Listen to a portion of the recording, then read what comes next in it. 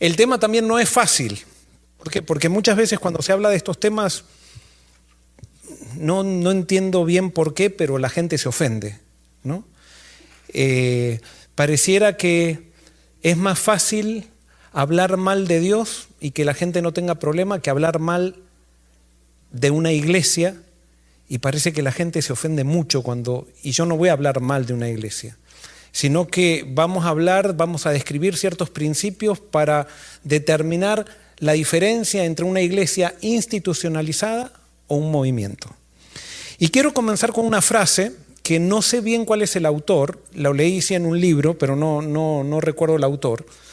Y esta frase, me olvidé de conectar esto a la computadora, perdón.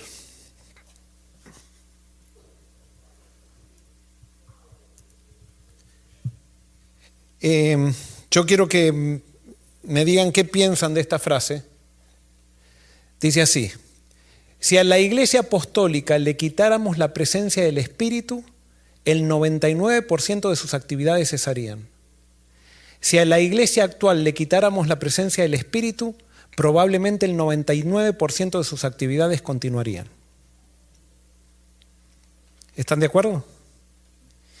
Ahora, si están de acuerdo y estamos todos de acuerdo con esto, esta frase describe una real calamidad.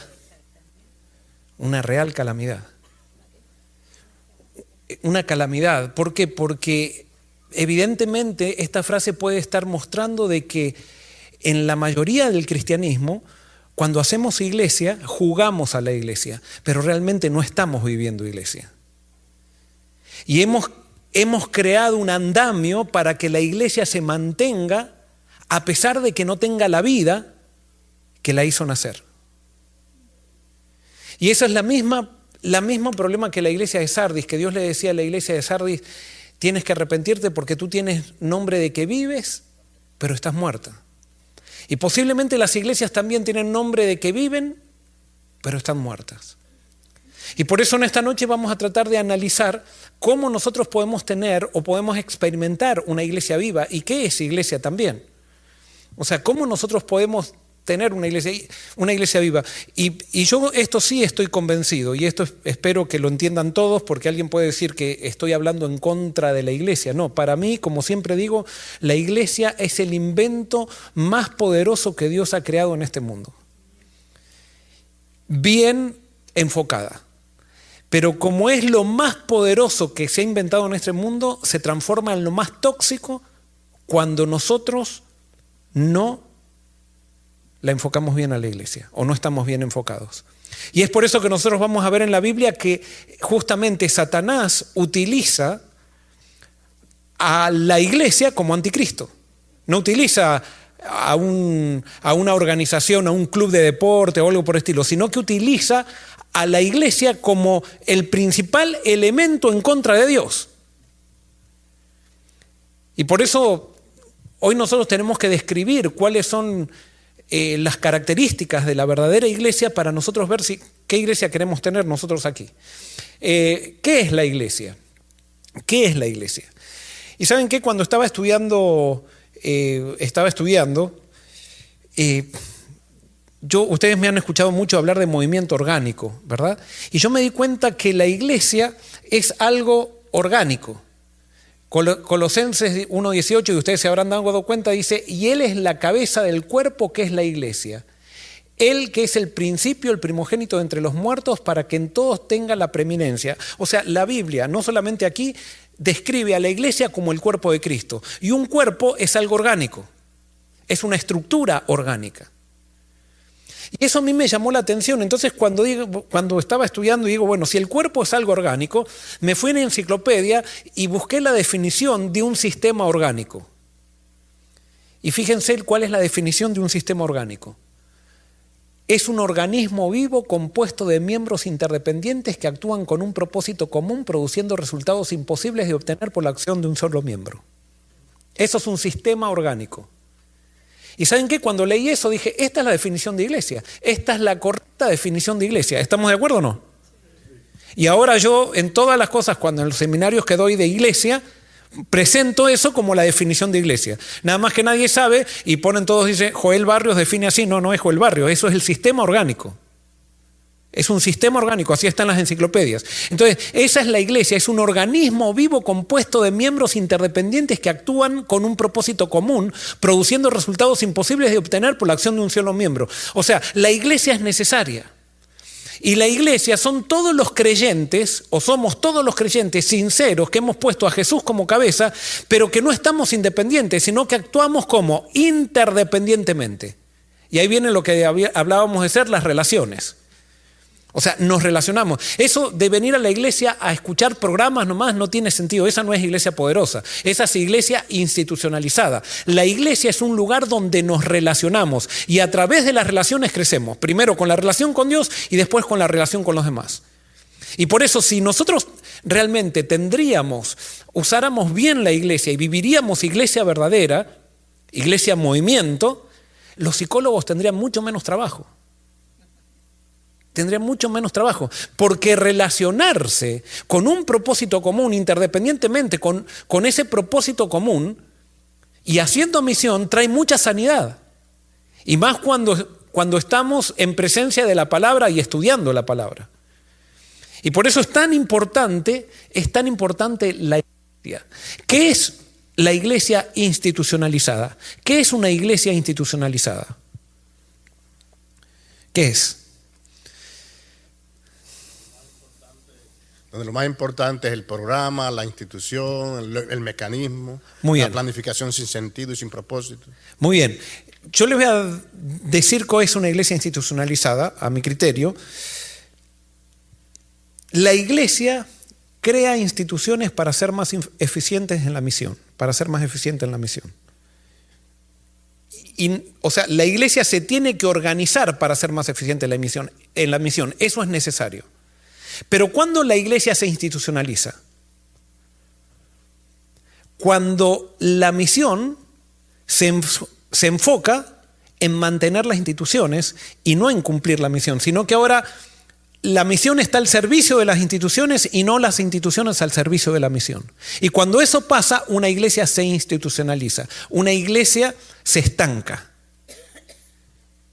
Por eso nosotros tenemos que ser conscientes de que eso es un peligro y no podemos dar por sentado de que porque un día está bien la iglesia, todo va a estar bien siempre.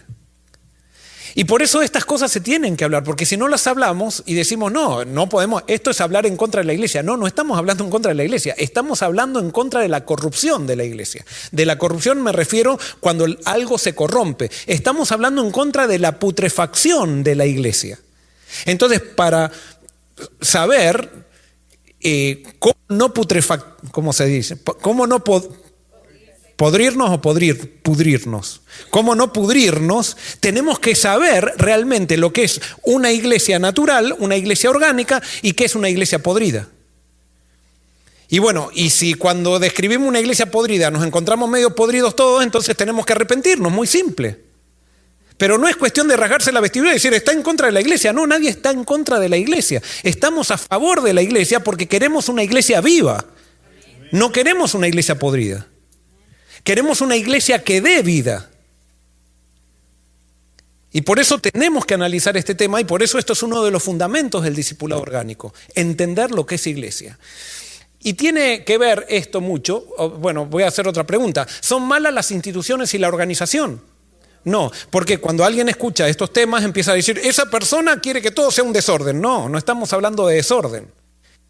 Estamos hablando de un orden que lleve al crecimiento y no un orden que lleve al estancamiento. Ahora, es impresionante cómo, y eso vamos a analizar un poco, cómo el entender cómo soy salvo determina cómo yo veo la iglesia. Eso es importantísimo. Y por eso analizábamos, cuando dimos el tema, el segundo o el tercer tema, que decíamos salvos por gracia, la persona que cree que se salva por hacer algo, ve a la iglesia de una manera. Y la persona que se salva por gracia, eso tiene un impacto en cómo hace iglesia. Y por eso no es tan importante, está bien, este tema es importante, pero lo más importante es entender tema de la salvación. Lo más importante es entender el Evangelio, porque si no entiendo el Evangelio, no voy a poder aceptar el tema de iglesia orgánica o iglesia natural. Es más, a las personas que no quieren vivir el Evangelio, les causa miedo tener una iglesia en movimiento. Y por eso es lo que vamos a analizar hoy. Y vamos a hacer, no se ve bien esto, pero yo voy a hacer una comparación entre iglesia institucionalizada y movimiento. Voy a hacer características. Todo esto yo lo puedo sacar lo podemos sacar de la Biblia, pero la verdad que no tuve mucho tiempo para, digamos, sistematizar y poner todos los versículos allí. En la iglesia, si ustedes quieren ver una iglesia institucionalizada en la Biblia, es la iglesia que dirigían Anás y Caifás, que aparece tanto en los evangelios como en Hechos de los Apóstoles. Y si quieren ver una iglesia en movimiento, es la iglesia de los apóstoles. Esa es una iglesia en movimiento. Y ustedes van a poder ver que entonces, que estas características de iglesia institucionalizada se ve en la iglesia de Anás y Caifás, y de la iglesia movimiento la van a ver en la iglesia de los apóstoles. Primero, la iglesia institucionalizada es estática, rígida, conservadora y tradicional. O sea, se aferra a las tradiciones, no quiere cambiar. Si siempre se ha hecho así, tiene que hacerse siempre igual, porque así mis abuelitas lo creyeron, y si mis abuelitas me dijeron así y estaban todos contentos, así tiene que seguir la cosa. Y alguien que quiera cambiar la cosa, no, porque eso está yendo en contra de la tradición y de la historia. La iglesia de movimiento está en continuo cambio y reforma. La iglesia de movimiento continuamente está cambiando. O sea, una estructura orgánica continuamente para crecer tiene que cambiar. Si no, lo que no crece está muerto. Y por eso yo muchas veces tengo otro estudio que es muy interesante, pero que analizo estructura orgánica y estructura mecánica. Y la estructura mecánica es estática, la estructura orgánica crece, está en continuo crecimiento. Si ustedes, por ejemplo, compran un lavarropa y pasan 5 años, dicen, no puedo sacar el lavarropa porque creció, después no puedo sacarla de la pieza porque creció. No, el lavarropa está siempre igual. Pero ustedes plantan un árbol en una maceta, un árbol grande en una maceta dentro de un patio de una casa, y puede ser que lo planten chiquito, lo pasen por la puerta, pero pasan años y después no lo pueden sacar por la puerta. ¿Por qué? Porque está en continuo cambio y en continuo crecimiento. Bueno, la iglesia institucionalidad es rígida, no quiere cambios, y el cambio se lo ve como una amenaza. En cambio, la iglesia movimiento está en continuo cambio y reforma. Y por eso todos estos conceptos que hemos analizado esta semana nos llevan al cambio. Nos sacan de lo rígido. ¿Por qué? Porque la verdad de Dios es continua, va en progresión continuamente y nos lleva a nuevas dimensiones. La iglesia institucionalizada, la gente que quiere entrar debe adaptarse a ella, y el amor es dado si eso sucede. O sea, en la iglesia institucionalizada yo vengo, pero la persona tiene que cumplir ciertos requisitos y ser parte, porque si no, no se le da el amor, si no se lo considera. Y voy a hacer un ejemplo que tiene que ver con el tema que estaba dando ayer. Una vez en una iglesia que yo estaba, vino una chica de California, una familia de California, y esa familia de California, la chica traía aretes. Y entonces cuando pidieron la carta de traslado, se armó un lío en la junta. Y para mí esas son las oportunidades para... O sea, cada problema que hay es una oportunidad para crecer, o sea, para dialogar y crecer y aprender. Pero la Junta decía, no la podemos aceptar, había un sector de la Junta que decía, no la podemos aceptar por los aretes. Y entonces yo les decía, pero por favor, yo les pido que sí. Bueno, yo traté de hacer un estudio así como el de ayer de discipulado orgánico, pero no. O sea, hubo un sector que decía que yo manipulaba la Biblia, o sea, lo que siempre se escucha, ¿no? Pero traje citas del espíritu de profecía también para mostrar de qué es realmente lo importante, pero no, un sector no quería entender y dice, pastor, está bien, si la aceptamos, vamos a considerarla entonces adventista de segunda categoría. Terrible, es terrible, o sea. Y entonces le digo, pero por favor, déjenme ministrar a esta persona. Bueno, la cuestión es que al final hubo discusión, estudiamos la Biblia, estudiamos el espíritu de profecía y todo eso, y tuvimos que llevar una votación. ¿Y saben qué? en esas cosas, cuando una iglesia está enferma, hay que decidir las cosas por votación. Cuando las iglesias están sanas, se deciden las cosas por consenso. Porque todos tienen el propósito en diálogo, no estamos queriendo a ver quién gana, quién pierde, sino qué es lo mejor para la iglesia. Pero en ese momento tuvimos que votar y gracias a Dios ganó el evangelio y aceptaron a esta chica. Y con esto no quiero decir del tema de ayer, porque yo ayer no prediqué a favor ni en contra de las joyas, sino que yo prediqué ayer a favor de la libertad que nos da el Espíritu para que cada uno haga lo que realmente el Espíritu le dice, que nadie se meta en la vida del otro. Porque esa es la iglesia. Y si alguien quiere usarlas, que las use. Y alguien si es feliz no usándolas, que no las use. Pero el que las usa, no critique al que no las usa, y el que no las usa, no critique al que las usa. Porque no es algo de relevancia eso. Bueno, la cuestión es que se decidió y entonces empecé a visitar a esta chica. Y fui a visitarla porque me pidieron que le exija, o sea, que exija una serie de visitas y yo también tenía que advertirle a la chica cuál era el espíritu de la iglesia, porque imagínense, si ella llega el primer día y ya le empiezan a hacer una guerra por los aros, o sea, un desastre. Entonces más o menos le advertí, pero esta chica, yo le dije, ¿sabes qué? Yo te voy a pedir algo. Si algún día te sacás los aretes, que no sea ni porque alguien de la iglesia te lo dice, ni porque yo te lo digo, sino porque sea que Dios te lo dice. Y si Dios te lo dice y me dice, pastor, quédese tranquila que yo estoy entregada a Dios. Y si Dios me lo llega a decir, yo me lo saco. Y listo. Bueno, resulta que esta mujer comenzó a asistir a la iglesia, se comenzó a comprometer y todos estaban adventistas de segunda categoría, ¿no? Pasó el tiempo y esta mujer fue ascendida en una multinacional que terminó prácticamente en un puesto muy alto. Resulta que estábamos en construcción en la iglesia y cuando faltaba dinero, ella era la que ponía el dinero que faltaba. Bueno, resulta que terminó siendo una líder en la iglesia. No era plata de segunda clase, sí, exacto. Ahora, un día, y con esto no quiero decir, esto no quiere decir que esto tiene que pasar.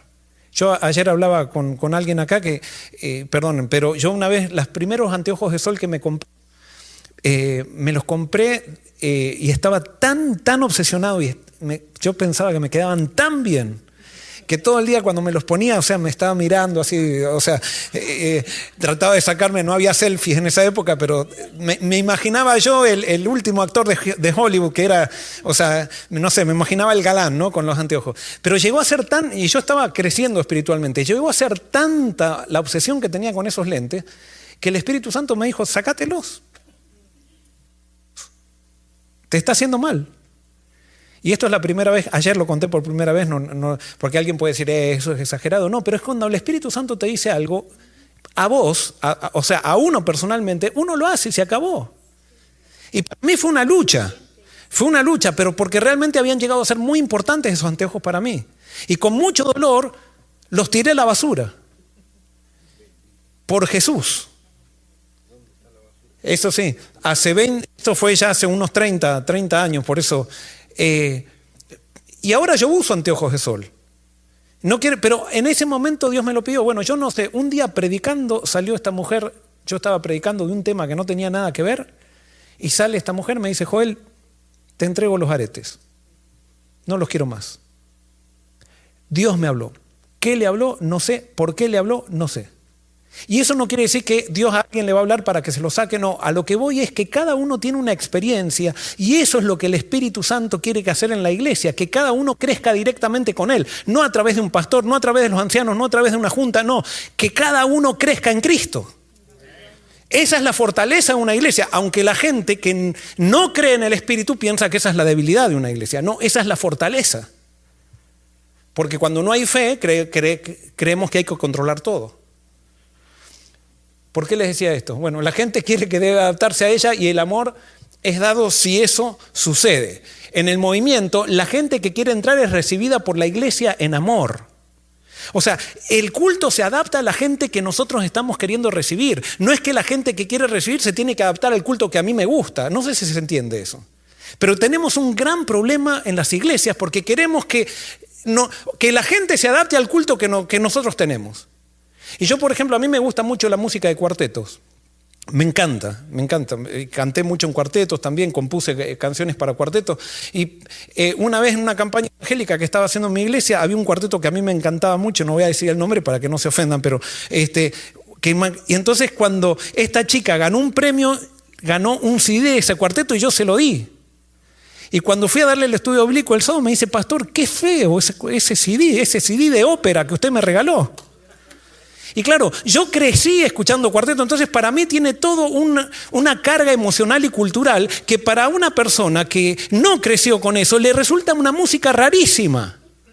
Pero nosotros queremos imponerle nuestra música a la gente que queremos ganar, que no tiene nuestra cultura. Nosotros tenemos que adaptarnos al judío, judío y al griego, griego, sin violar ningún principio, porque los principios no se violan, pero la forma tenemos que adaptarnos para la persona que queremos ganar. Porque nosotros amamos, no pretendemos que ser el centro, sino que nos encarnamos como hizo Jesús y nos metemos dentro del mundo que queremos ayudar. Pero eso no lo entendemos porque estamos muy centrados en nosotros mismos y queremos que todos se adapten a nosotros. No, la iglesia movimiento se adapta a la gente sin perder los principios. En la iglesia institucionalizada define su identidad por formas y creencias. Ayer explicamos eso, no voy a decir más de eso, pero también por lo que crees, eres. ¿Crees en estas doctrinas? Eres esto. Si crees aquella doctrina, eres aquello. Y nos dividimos por las doctrinas. No. En el movimiento se define la identidad por Jesús y el fruto del Espíritu. Lo que me hace unir a una persona. Puede ser que una persona, y yo sé que alguien se va a molestar con lo que diga, pero puede ser que una persona crea en el rapto secreto y refleje a Jesús. Y otra persona cree en la segunda venida de Cristo y refleja a Jesús también y estamos unidos. Y ustedes creen que a Dios le importa. Si crees en el rapto secreto te vas a perder. No es así Dios. Dios no es así. Y la Biblia dice que si nosotros somos sinceros, el Espíritu Santo nos llevará a toda verdad. Hay gente que cree que el milenio va a ser después de la segunda venida de Cristo y otros que creen que va a ser antes. ¿Qué me importa el milenio? ¿Cuándo va a ser? Lo importante es que reflejemos a Jesús. Y que cada uno tenga la libertad de creer cuando quiera que sea el milenio. Y alguien puede decir, no, pastor. Pero cuando decimos así, no, pastor, es porque estamos acostumbrados a que nos metieron en la cabeza una lata de creencias y que eso nos identifica. Y perdón, que a veces soy un poquito categórico. La iglesia institucionalizada se aferra a las tradiciones y es temerosa de los hombres. ¿Qué van a decir la gente? ¿Qué va a decir este grupo que piensa de esta manera? Y yo no puedo ser diferente. El movimiento, la iglesia movimiento es temerosa de Dios y fiel a su palabra. Es la palabra lo que importa y se estudia la palabra, aunque la palabra desafíe lo que la gente piense. Pero a veces por ser prudentes y por no estudiamos la palabra ni tocamos temas que tendrían que tocarse por miedo a lo que van a decir los demás, porque esos temas, si bien sabemos que hay que tocarlos, pero tenemos que tocarlos en ciertos sectores nomás. No, la iglesia tiene que ser un lugar de libertad. No puede ser un lugar donde estamos todos sabiendo que hay que hablar algo y no lo hablamos. La iglesia institucionalizada está centrada en las normas y hay tensiones y peleas. Donde vean ustedes una iglesia centrada en las normas, va a ser una iglesia peleona. Es una ley eso. En la iglesia movimiento está centrada en los principios y construye relaciones amorosas. Eso es lo que analizamos ayer un poco, que había mucho más para hablar. En la iglesia institucionalizada condena para afuera por medio de mensajes apologéticos. En la iglesia movimiento amonesta para adentro por medio de mensajes proféticos que llevan al arrepentimiento. Así se predica en la iglesia institucionalizada. El mundo está tan mal porque ellos creen esto y nosotros creemos esto. Ellos comen aquello, pero nosotros comemos esto. Y entonces vamos a demostrar por qué el rapto secreto no es bíblico. Y entonces hacemos todo un sermón para demostrar que los demás están mal y que nosotros estamos bien. Por lo tanto, si alguien tiene que cambiar, son los otros. Nosotros no tenemos que cambiar nada porque estamos bien.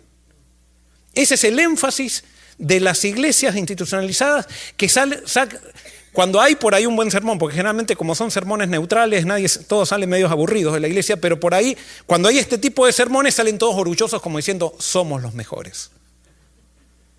En cambio, en la iglesia movimiento, se le predica, se amonesta a tu público. O sea, sí, Dios está con nosotros, pero tenemos que seguir mejorando y vamos a señalar qué es lo que nosotros necesitamos, no lo que necesitan los otros. ¿Qué necesitamos nosotros para seguir creciendo en el Señor? Y eso a veces es doloroso, pero eso era lo que hacían los profetas. Y eso lleva entonces al arrepentimiento. En la iglesia institucionalizada intenta quitarle miembros a otras organizaciones religiosas. En el movimiento predica para alcanzar a la gente con el evangelio para que lo viva donde esté. ¿Qué me importa si tú no te bautizas en mi iglesia si estás viviendo los principios del reino de Dios en la tuya? Es más, mucho mejor todavía. Mucho mejor porque vas a producir una revolución en tu iglesia. Pero entonces cuando nosotros tenemos esta actitud de traer miembros a nuestra iglesia, con eso estamos diciendo nuestra iglesia es perfecta, no necesita nada. Entonces tienes que salir de la tuya y entonces nosotros no somos reformadores en nuestra iglesia. Y Dios nos pide a todos que seamos reformadores en nuestra propia iglesia o en nuestro propio grupo religioso.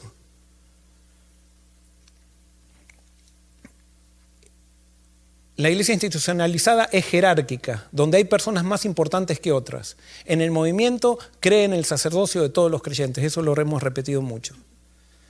Las instituciones mecanicistas, corporativas, son jerárquicas. Y entonces hay niveles de... Y entonces en las iglesias institucionalizadas ustedes van a ver mucho la diferencia entre la gente antigua y la gente nueva. Es como que la gente nueva no sabe nada, no tiene derecho a ningún cargo. En cambio, los que son de 40 años para atrás, eso sí. ¿Y saben qué?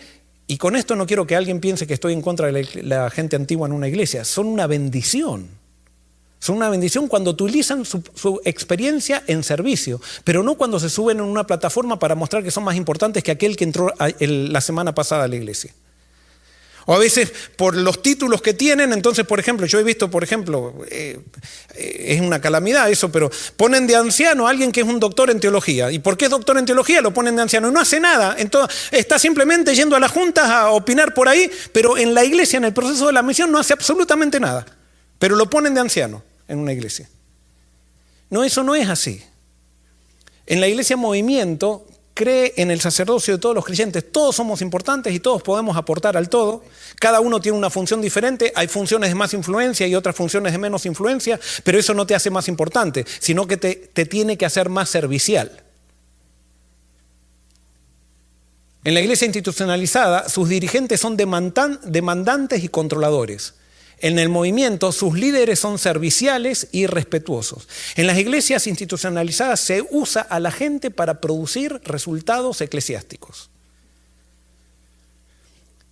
Y especialmente los que están en la posición jerárquica, usan a la gente para después mandar su reporte y decir gracias a Dios, gloria a Dios por los números que logramos. Pero si la gente no viene y no trabaja, pobre esa gente. No podemos usar a la gente. A la gente se la sirve, pero no se la usa. Y la iglesia tiene que ser la empresa más voluntaria que existe. Y por eso en la misión tiene que ser voluntaria, no puede ser impuesta. No puede ser. Eso puede ser una corporación, puede ser, pero no puede ser una iglesia. Y alguien puede decir, pero así no va a crecer ninguna iglesia. Bueno, prueben, porque no tienen fe. Sí, es más lento. Lo otro es mucho más rápido. Eso sí, es más lento. Y quizás entonces no pueda llegar al Congreso para que me asciendan en el próximo Congreso. Entonces por eso tengo que empezar a aplicar control y fuerza para poder llegar al Congreso y poder tener los números para que entonces hacer el buen reporte. Pero entonces no estamos desarrollando carácter. Estamos buscando posiciones. Y la iglesia es para desarrollar carácter, no para buscar posiciones. Y por eso alguien puede decir, pero pastor, entonces, bueno, entonces hay que aplicar estos principios. Si queremos tener un movimiento, tenemos que aplicar estos principios, tenemos que ser líderes serviciales y respetuosos. No podemos hacer las cosas a la fuerza. La iglesia institucionalizada sacrifica la misión para no sacrificar la estructura. El movimiento sacrifica la estructura con tal de ampliar la misión. En la iglesia institucionalizada no se puede tocar la estructura. No se puede, porque es la plataforma que me mantiene. Y más vale, matemos la misión antes que toquemos la estructura. Y yo no sé si ustedes escucharon este ejemplo, pero para más o menos, no sé si tiene, pero sí se aplica. De estos indios que eran vegetarianos, ¿lo escucharon esto? Yo creo que lo conté acá una vez. Unos indios que eran vegetarianos y estaban muy felices siendo vegetarianos. Ellos plantaban sus papas, sus zanahorias y todo eso, y comían muy bien. Pero un día resulta que se incendió un bosque y adentro del bosque había unas vacas. Y cuando se incendia el bosque, empiezan a sentir el olor que venía del bosque asadito y empezaron a ver. Y un indio se acerca a la vaca quemada y prueba. Dice, esto es más rico que la zanahoria. Y entonces invitó a otros indios y la carne crea vicio, ¿no? Entonces comenzaron a comer y entonces se pusieron todos contentos y dice, tenemos que comer, vamos a llamarle asado a esto, tenemos que comer más. Entonces, ¿qué hicieron? Agarraron un montón de vacas, las metieron adentro de un bosque y prendieron fuego al bosque de vuelta y se comieron todas las vacas. Y entonces dice, esto hay que seguir haciendo. Y cada vez más gente comía el asado, pero ¿qué pasaba? A medida que comían asado se les acababan la vaca y los bosques.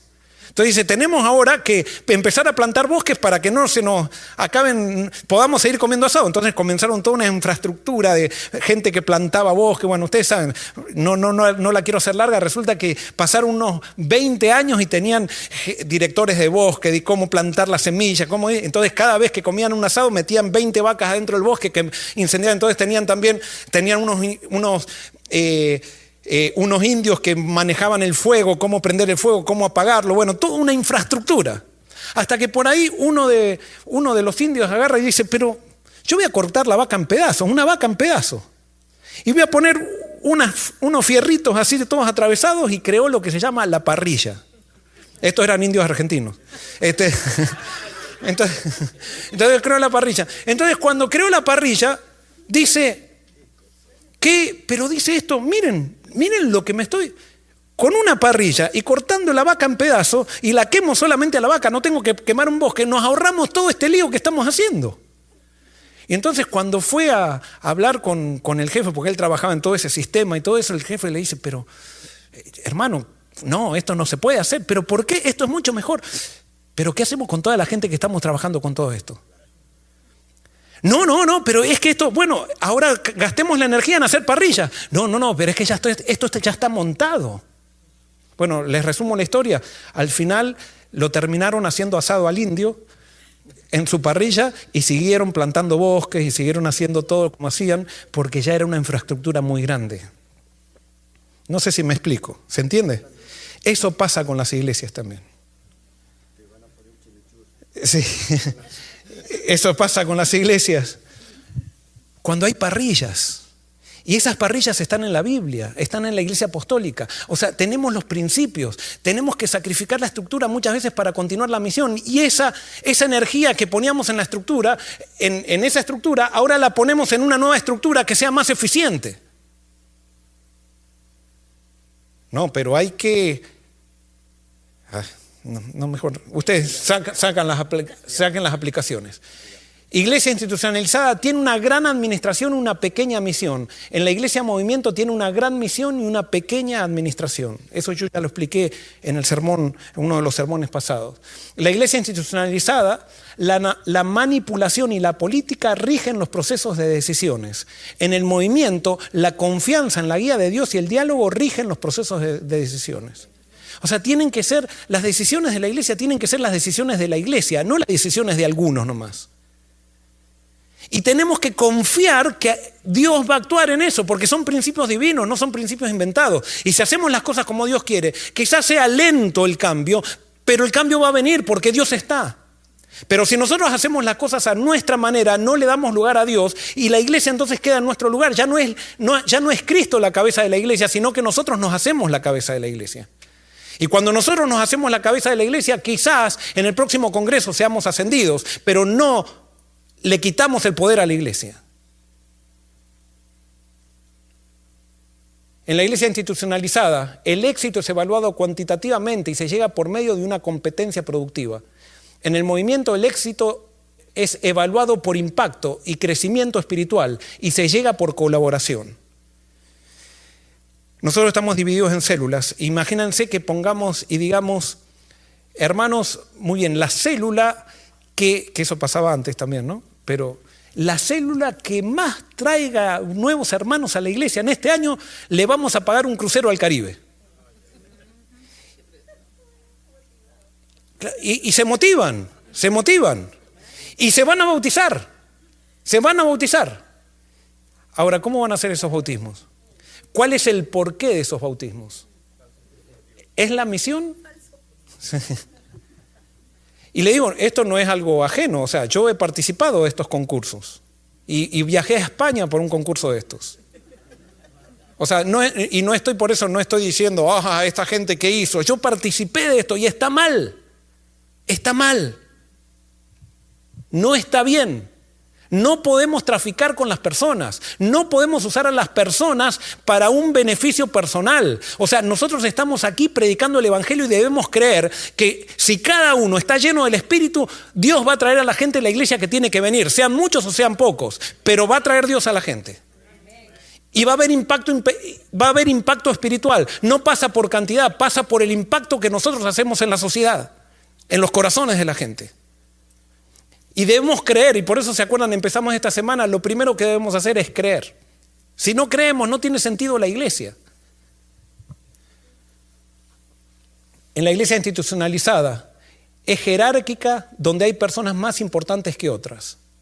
En el movimiento, cree en el sacerdocio de todos los creyentes. Ya lo dije eso. En la iglesia institucionalizada se establecen credos con el fin de que nadie pueda definir la verdad por sí mismo. En el movimiento se establecen principios y el diálogo libre lleva a descubrir la verdad revelada por el Espíritu. Esto es importantísimo. Es importantísimo. No puede haber reavivamiento, no puede haber movimiento del Espíritu si la verdad está enlatada. No puede haber, porque no hay crecimiento.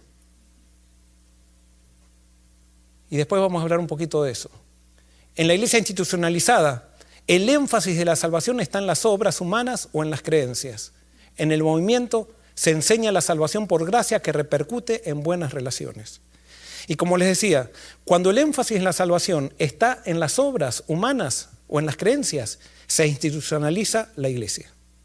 Eso es lo principal, porque nosotros podemos decir, ahora vamos a hacer esto, pero lo que tenemos que estar continuamente estudiando es la semilla, que estemos en la semilla pura. Porque se tergiversa la semilla, como pasó con los Gálatas, y ya se empiezan a ver todos los resultados en cómo veo la iglesia, cómo veo la gente, cómo veo a Dios, cómo veo las relaciones, todo. Y por eso es tan importante de tener claro la salvación. Cuando ustedes vean todas estas marcas institucionalizadas, es que allí se pervirtió el Evangelio. Donde vean una iglesia que controla, donde vean una iglesia que no deja creer a la gente como quiere creer y que está controlando qué creen y qué no creen y está disciplinando a aquel que no cree como tiene que creer, a ustedes van a ver una iglesia que pervirtió el Evangelio, sea en la denominación que sea y llámese como quiera llamarse, aunque digan que sean los santos más santos del mundo, pervirtieron el Evangelio. Es una ley científica eso. En la iglesia institucionalizada, todos tienen miedo de decir lo que piensan porque entonces son castigados por el sistema. En el movimiento, el sistema promueve la sinceridad y el planteamiento libre de inquietudes. Una iglesia tiene que ser libre, hermanos. Esas son una escuela sabática, nosotros estamos divididos en células, tiene que promover la libertad de pensamiento. Eso no quiere decir que tenemos que estar de acuerdo con todo, porque yo puedo, por ejemplo, Alicia puede decir algo y yo le decirle, mira, ¿sabes, Alicia? No estoy de acuerdo con esto, con esto que vos decís. Y ella dice, no, pero yo creo así. Bueno, nos respetamos, pero vamos a orar y que Dios nos lleve a toda verdad, como promete. Vamos a orar por el Espíritu. Y posiblemente no sea ni como ella cree ni como yo creo. En ese diálogo el Espíritu nos lleva a una nueva dimensión que antes no teníamos cuando no dialogábamos. En una iglesia institucionalizada se confunde a la unidad con uniformidad y se establecen reglas para que todos las sigan.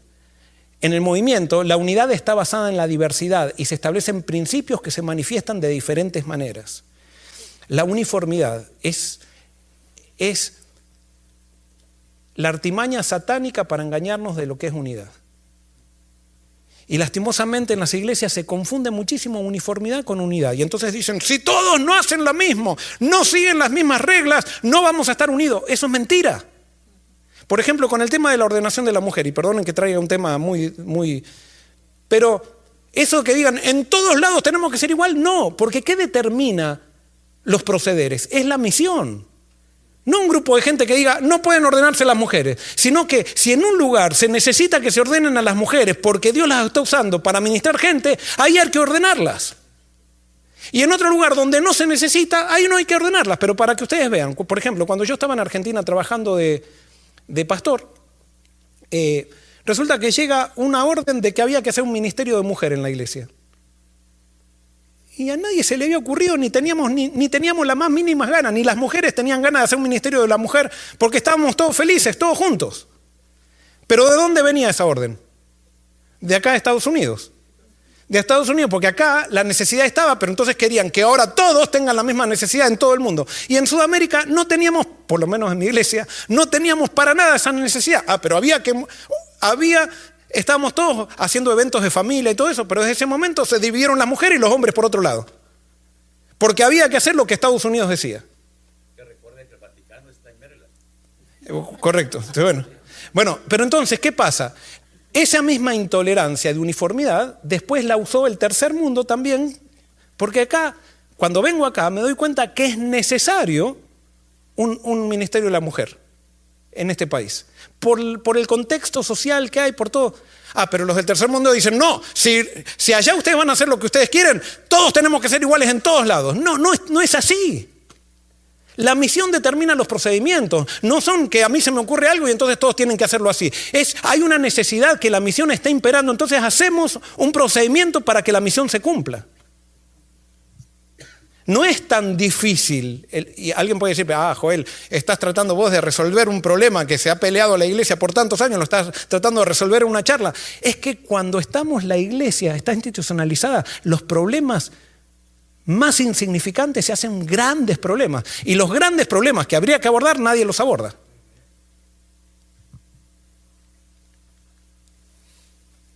Muy bien, ahora pasamos al movimiento adventista.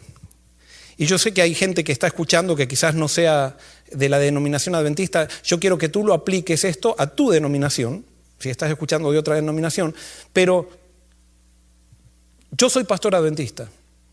Y ¿saben qué? Estudié esto del adventismo, lo estudié bastante a fondo, porque Dios me dio la oportunidad, gracias a Dios, de estudiarlo y hacer un trabajo sobre esto. Y no quiere decir que sea un experto, pero cuando terminé ese estudio, ¿saben qué? Quedé súper convencido de que yo tengo que pertenecer a este movimiento, por los principios que sustenta. Vamos a ver cuáles. 3 cosas que hicieron el movimiento adventista un movimiento de vanguardia. La primera, aseguraba la libertad de pensamiento sin credos. No controlaba e intentaba saber cada día más. Así nació el movimiento adventista. Sin hacer diferencia entre que tú eres evangélico, No, el movimiento adventista era un movimiento ecuménico. Fue el movimiento más ecuménico del siglo XIX. Del siglo XIX, sí. O sea, eran gente de todas denominaciones que decidieron tener un propósito en común. Y ese propósito los unió y se transformaron en un movimiento que no estaban diciendo tú eres de esto, tú eres de aquello, tú eres de lo otro. No, se unieron y avanzaron. Y tenían ese espíritu. No controlaban. Y ya vamos a ver, yo les voy a presentar algunos documentos para que vean que realmente era así. Había libertad en ese movimiento, libertad de pensamiento, libertad de analizar la Biblia y decir, esto es lo que estoy estudiando. Por ejemplo, ¿el movimiento adventista qué día guardaba? No, el movimiento adventista ¿qué día guardaba? Guardaba el domingo. Y vino una persona que era de otra y dijo, no, en la Biblia dice que es el sábado. Y todos que guardaban el domingo decían, bueno, vamos a ver qué dice la Biblia. Y empezaron a discutir y ¿a qué conclusión llegaron? Que era el sábado. ¿Y qué hicieron? Y cambiaron porque eran libres pensadores. No estaban aferrados a una doctrina enlatada que les decían que esto es lo que hay que creer. Eso era adventismo. Y es adventismo, a mi criterio sigue siendo. Intentaban saber cada día y ahora les voy a dar ejemplos con documentos. Fíjense lo que dijo John Lowborough, que es uno de los pioneros, y esto yo lo presenté en un sermón aquí. El día que se fundó la Iglesia Adventista, que se organizó, que se le dio forma a la Iglesia Adventista, dijo esto: el primer paso para la apostasía, ¿apostasía es con S o con C? Me equivoqué ahí. Sí, el primer paso para la apostasía es levantar un credo que nos diga qué es lo que tenemos que creer. El segundo es hacer de ese credo una prueba de discipulado. Lo tercero es tratar a los miembros por ese credo. Lo cuarto es denunciar como herejes a aquellos que no creen en ese credo. Y quinto es comenzar una persecución en contra de ellos. Eso fue lo que dijeron el día que se fundó la organización adventista. El credo es lo más nocivo que hay, dijeron. Y entonces, después que Lowborough dijo eso, también quiso opinar Jaime White. Y fíjense lo que dijo Jaime White. Yo creo que la elaboración de un credo está en directa oposición a los dones del Espíritu. Establecer un credo es poner estacas y cerrar todo avance a un camino futuro. Dios puso a los dones en la iglesia por un buen y gran objetivo. Pero cuando los hombres levantaron sus iglesias, cerraron e intentaron marcarle el camino al Todopoderoso. En otras palabras, Jaime Juan decía: estemos llenos del Espíritu, y si estamos llenos del Espíritu, el Espíritu nos llevará a toda verdad. Estudiemos libremente la Biblia y discutamos las conclusiones, aunque sean conclusiones diferentes, y el Espíritu nos va a llevar a toda verdad. Y sigue diciendo Jaime: un credo y los dones están en directa oposición. Perdón, me equivoqué. Ahora, ¿cuál es nuestra posición como pueblo? La Biblia es nuestro credo. Nosotros rechazamos todo lo que tiene la forma de un credo humano. No dice que nosotros rechazamos los credos, sino rechazamos lo que tiene la forma de un credo humano. Rechazamos lo que se parece a un credo humano. ¿Qué es un credo? Es una declaración de doctrinas. Sí, pero hablándola más sencillamente, es una declaración de doctrinas. Eso es lo que es un credo. Entonces, cuando se fundó la iglesia, dijeron: no vamos a tener esto para nada. Porque esto, y fíjense que dice, ¿qué va a pasar cuando tengamos eso? Dice: así el Señor nos enseñará de tiempo en tiempo. En esto nosotros tomamos una posición en contra de la formación de un credo. Nosotros no queremos tomar un paso en lo que estamos haciendo que nos lleve a llegar a ser Babilonia. Eso es adventismo. Eso es adventismo. Entonces, ¿qué dijo Elena de White? ¿Cuál es el problema de tener un credo? O una declaración de doctrinas, o como le quieran llamar. No lleves tu credo a la Biblia leyendo la Biblia a la luz de ese credo. Si tú descubres que tus opiniones son opuestas a un claro así dice el Señor, o a cualquier mandamiento o prohibición que Él ha dado, presta atención a la palabra de Dios más allá de lo que dicen los hombres. Permitamos que cada controversia y disputa se resuelva por un está escrito. En otras palabras, Elena de White dice: cuando nosotros tenemos un credo, una declaración de doctrinas, vamos a la Biblia para confirmar lo que nos enseñaron que tenemos que creer. Y entonces no aprendemos nada. Y entonces nosotros no vamos a hacer eso. No vamos a tener ningún credo ni ninguna declaración de doctrinas.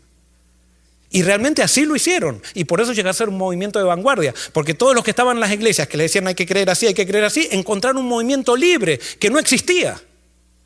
Un movimiento donde daba lugar a que las personas piensen por una relación que tenían con el Espíritu y opinen. Adventist Review en 15 de diciembre de 1885 dice: la Biblia y la Biblia sola ha de ser nuestro credo y nuestro único vínculo de unión. Ninguna doctrina que salga de la Biblia, es la Biblia. Cada doctrina, si tú piensas que es una manera, vamos a revisarlo con la Biblia. ¿Y qué va a garantizar? Que vamos a llegar a la verdad. No va a ser lo que dijo el doctor tanto, lo que dice el librito aquel, sino va a ser nuestra sinceridad con el Espíritu Santo y nuestra entrega a Cristo. Y por eso en un movimiento no puede ser gente que esté porque le dieron cuerda. Tiene que ser gente que esté entregada a Cristo y que viva con pasión en Cristo.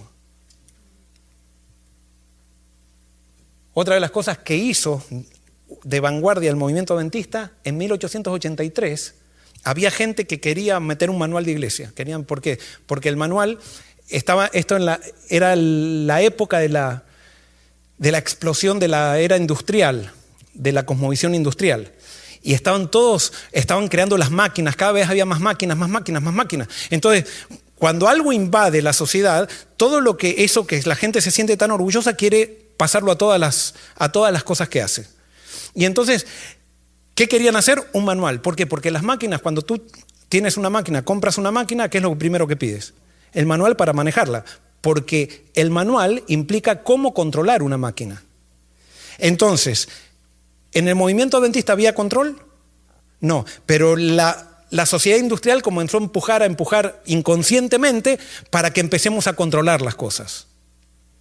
Y entonces hubo gente que quiso hacer un manual en el Congreso de 1883. Y fíjense lo que decidieron en el Congreso de 1883.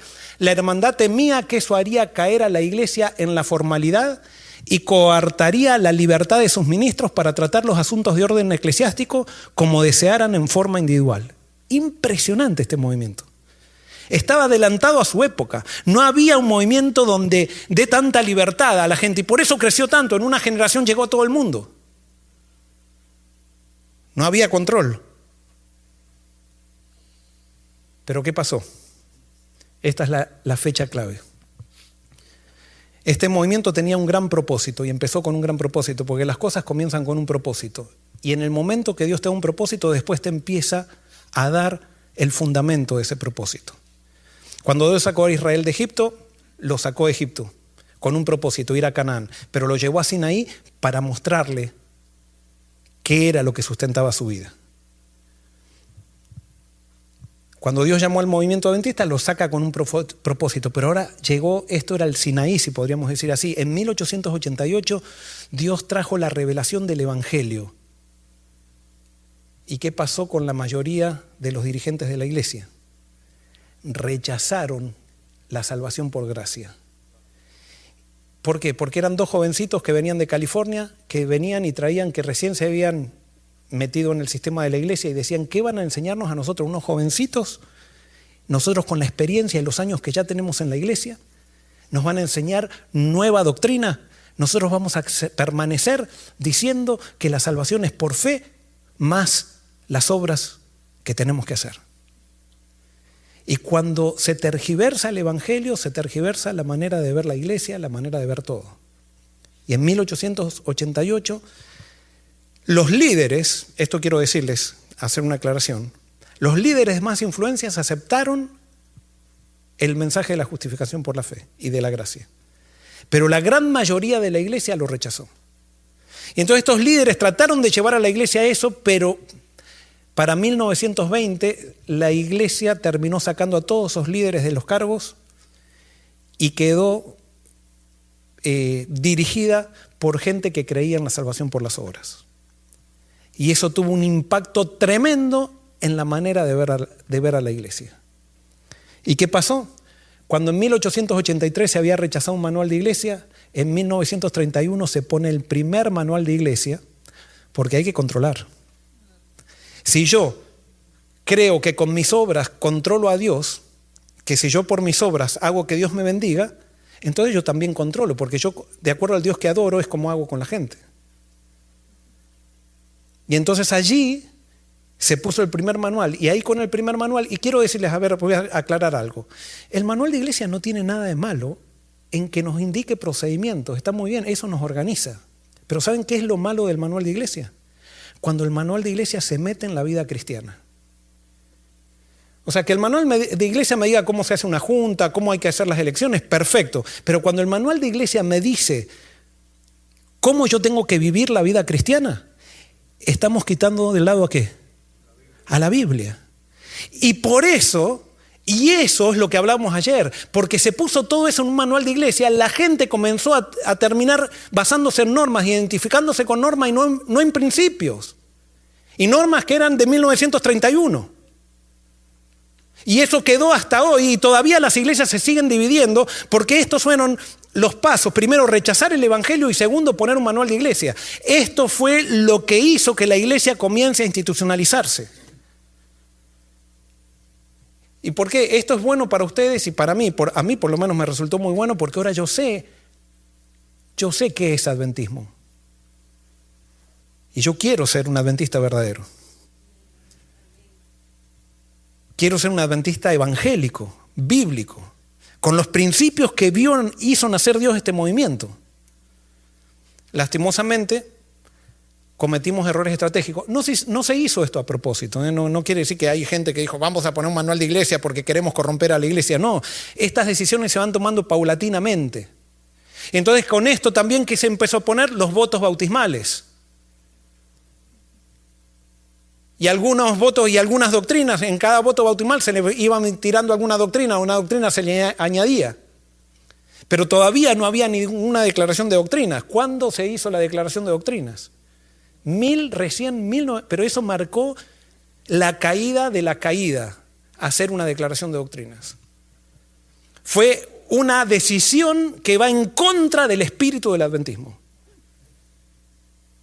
Y por eso yo me uno a Elena de White, a Jaime White, a Loughborough y digo, no estoy de acuerdo con la declaración de doctrinas. Por más que ya hayan pasado tantos años. ¿Y para qué se hizo la declaración de doctrinas? Porque había un problema teológico y para que no haya más problemas teológicos, hagamos una declaración de doctrinas para que todos piensen igual. Tremendo, tremendo. Eso es coartar todos los principios que nos han visto nacer como movimiento. Y alguien puede decir, pero Joel, vos estás en contra del adventismo. No, es que soy pastor adventista y entonces estoy ahora haciendo esto para que sepamos lo que es verdadero adventismo. Y alguien puede decir, pero entonces, ¿qué vos decís que tenés el verdadero adventismo? No. El adventismo lo tuvieron esos que lo vieron nacer, los pioneros. Y yo me identifico con eso. Y he decidido creer en eso. No sé si ustedes pueden tomarán la decisión si quieren o no quieren. Pero esto es lo que es movimiento. Sí. Un micrófono ahí. Porque me viene moviendo hace varios días esto, ¿no? Nosotros aquí hemos estudiado doctrina, porque doctrina es en lo que creemos. Creemos en tal cosa, en este caso de la Biblia, sobre tal tema, sobre la salvación, sobre la gracia. Perfecto, sí. La diferencia entre estudiar doctrina, creer una doctrina y declaración de doctrina. Muy bien. Estudiar doctrina vamos a tener que estudiar siempre, es necesario eso. Una declaración de doctrinas es lo que dijo Loughborough. Nos reunimos y decimos, esto es lo que tienen que creer un adventista. Y el que no cree esto, no es adventista. Entonces, ¿por qué genera eso? Miedo. Porque yo quiero seguir perteneciendo a esto, pero entonces no quiero decir las conclusiones que estoy llegando por miedo a que me saquen. Y eso es lo que dijeron los pioneros, que iba a suceder cuando eso se haga. Y ustedes son testigos que eso sucede. O sea, no es que yo estoy acá diciendo estamos todos engañados, no. Y vuelvo a repetir, esto no se ha hecho a propósito. Yo tengo un estudio que esto muestra que esto es influencia de la cultura. La cultura mecanicista, la cultura industrial se basa en todas estas premisas. Y por eso uno estudiando antropología se da cuenta por qué estamos en esto. Pero vieron que muchas veces dicen, ¡ay, el mundo está entrando a la iglesia porque los jóvenes, las mujeres están usando falditas cortas y que esto... No, el mundo entró a la iglesia por otro lado. No entró por eso, pero es una superficialidad decir que el mundo entró a la iglesia por eso. Es como ¿cómo se dice? Bueno, el investigador y biólogo Herba en la Universidad de Arizona, él estudió qué es lo más contaminado de la casa, qué es lo que tiene más microbios y cuál es el elemento más contaminado de la casa. El baño, no, saben que el baño es una de las cosas más limpias. Lo más contaminado de la casa es la maderita donde se corta la tabla de picar y el control remoto del televisor. Eso es lo más contaminado. Y una de las cosas menos contaminadas es el inodoro. ¿Por qué el inodoro es lo menos contaminado? Porque como sabemos que está contaminado es lo que más limpiamos. Pero lo otro, como pensamos que es limpio, no lo limpiamos. Entonces nosotros decimos, el mundo está entrando porque los jóvenes, le echamos la culpa a los jóvenes del mundo. No, la culpa la tienen los adultos de que el mundo entró a la iglesia. La tenemos los adultos. Porque nos hemos dejado empujar por la cultura para hacer cambios, para ver cómo vemos la iglesia y especialmente el hecho de no aceptar el evangelio es lo que nos ha traído todo este problema.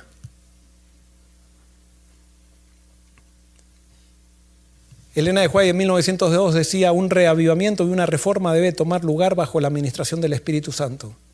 Reavivamiento y reforma son dos cosas diferentes. Reavivamiento significa una renovación de la vida espiritual, un despertar de los poderes de la mente y el corazón, una resurrección de la muerte espiritual. Reforma significa una reorganización, un cambio en ideas y en teorías, hábitos y prácticas.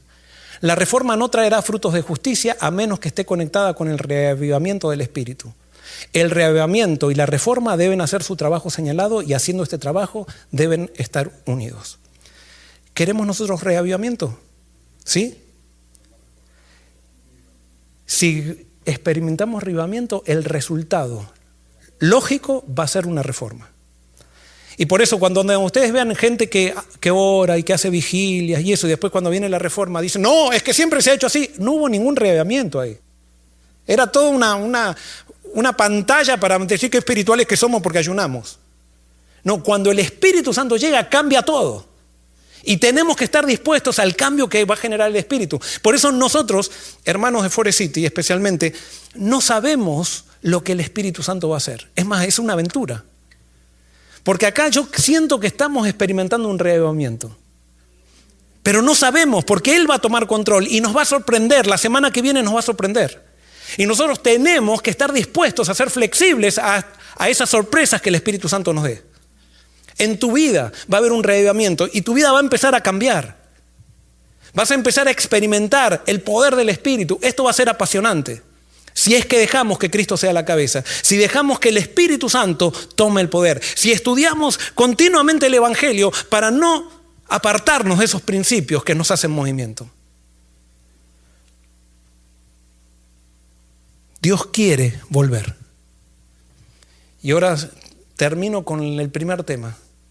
Dios te ha elegido y me ha elegido. ¿Tú crees o no crees? Pero nos ha elegido a cada uno para estar en este momento, en este lugar, para hacer una misión especial que solo no se puede hacer, como dice la definición del sistema orgánico. Si nosotros queremos, Dios va a hacer grandes cosas con nosotros. Pero no va a depender si Alicia se reaviva. Yo digo, bueno, si Alicia se reaviva, es cada uno. Y si cada uno toma una decisión con Dios y nos juntamos, va a ser poderoso. Dios nos va a sorprender. Vamos a empezar la aventura más grande que alguna vez vivimos. Pero así como va a empezar esta aventura, la Biblia dice también que todo el que quiera vivir piadosamente en Cristo Jesús padecerá persecución. No dice algunos, dice todos. Y esa es una de las grandes piedras de tropiezo cuando comienza el reavivamiento. Porque automáticamente viene la persecución y cuando viene la persecución preferimos permanecer seguros en el sistema que nos cobijaba y estar bien con el sistema antes de quedar bien con esto. Y alguien puede decir, pero entonces, ¿qué estás diciendo, Joel? ¿Que va a haber problemas? ¿Vas a romper las cosas? No, nadie va a romper nada. Va a ser el Espíritu que empieza a liderar. Cuando el Espíritu lidere, ¿cómo se hacen los cambios? Los cambios nunca se imponen, se contagian. Los cambios de Dios. No vaya a ser que el Espíritu Santo esté trabajando en otros lugares y en otras iglesias como está trabajando aquí en este momento. Y nosotros no sabemos nada. Es más, estoy seguro que eso está pasando. Y el Espíritu Santo nos va a unir con esa gente. Que va a haber gente dentro también del sistema que no va a querer, porque va a querer seguir prefiriendo vivir en este sistema. Problema de ellos. Pero Dios no nos llamó a una iglesia institucionalizada. Dios nos llamó a un movimiento. Y es el movimiento que nos va a cobijar si es que nosotros estamos llenos del Espíritu. ¿Habrá 2 oraciones que quieran hacer para terminar? ¿Quién quiere orar? Jennifer. ¿Quién más? Amparo. Nos arrodillamos.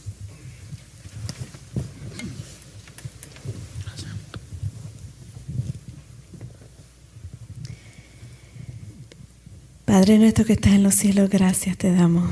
Gracias por esta semana. Gracias por tu protección, por tu bendición, por traernos este mensaje a través de Joel. Gracias por inspirarlo y te pedimos que estés con cada uno de nosotros, que tu Espíritu Santo nos pueda ayudar a agarrar tu palabra, Señor, estudiarla, a poder por nosotros mismos encontrar todo lo que tú quieres revelarnos, Señor. Abre nuestras mentes, en nuestro corazón, Vacíanos de nosotros nuevamente, Señor, y llénanos de ti, de tu Espíritu Santo, que podamos entender lo que tú tienes para nosotros, Señor. Gracias porque a pesar de nuestras imperfecciones, tú nos usas y nos tienes un propósito especial para nuestras vidas, Señor. Ayúdanos a entender y a no compararnos con los otros, sino a caminar en fe en ese camino que tú tienes individual para cada uno de nosotros, Señor, y que como iglesia podamos realmente unirnos en este movimiento para acercar tu venida, Señor, que podamos mostrarle al mundo que ya están inscritos en ese libro de la vida, Señor, y que tú tienes un propósito para cada persona en este mundo. Úsanos como instrumentos, Señor, que seas tú que puedan ver a través de nosotros. Gracias por todos los que están aquí, Señor, que están buscando tu Espíritu Santo, que están buscando tu verdad, y queremos que tú nos transformes desde adentro, Señor, para poder ser usados por ti. Gracias por tu amor. Bendice a los pastores de esta iglesia. Dale la fuerza, la protección que necesitan para continuar predicando tu verdad, Señor. Y cada uno de los líderes de esta iglesia también. Y la junta que viene el domingo, que también tú puedas ser el que pongas en nuestras mentes y corazones los nombres de los líderes que van a ser de este año, Señor. Gracias por tu amor. Continúa con nosotros y estas reuniones que quedan. En el nombre de Jesús. Amén. Amén. Gracias, Padre, por tu presencia aquí en este lugar. Gracias por hablarnos a través de tu siervo, el pastor Joel, Señor. No solamente hoy, sino desde el sábado. Tú nos estás dando enseñanzas nuevas. Quizás tendremos muchos años en la iglesia. Hemos conocido un evangelio no tan claro, Padre, como tú nos lo has mostrado en esta semana. Y te agradecemos porque no estamos aquí por casualidad, sino que tú nos has escogido para venir a tu recinto. No tampoco nosotros los que estamos aquí, sino todo aquel que está unido con las redes sociales, Señor. Todos los que están escuchando tu palabra a través de este sistema, Señor. Que tú les bendigas ahí donde ellos están. Que ellos también sientan el llamado del apostolado, Señor. Que ellos también sientan la necesidad, igual que nosotros, de ponernos en tus manos y querer ser mejores discípulos, Padre. Tómanos en tus manos de amor y síguenos guiando, Señor. Síguenos mostrando tu luz. Derrama tu Santo Espíritu sobre Forest City, sobre todos los miembros de tu iglesia, Señor, y que podamos ser un movimiento escogido por ti, Padre. Gracias por tu amor y gracias por tu misericordia. En tus manos de amor nos colocamos todos los planes y proyectos que tiene tu pueblo para ti, Señor. En el nombre de Jesús. Amén. Salvador, a ti me rindo, obedezco solo a ti. Mi guiador, mi fortaleza, todo encuentro Cristo en ti. Yo me rindo a ti. Yo me rindo a ti. Mis flaquezas, mis pecados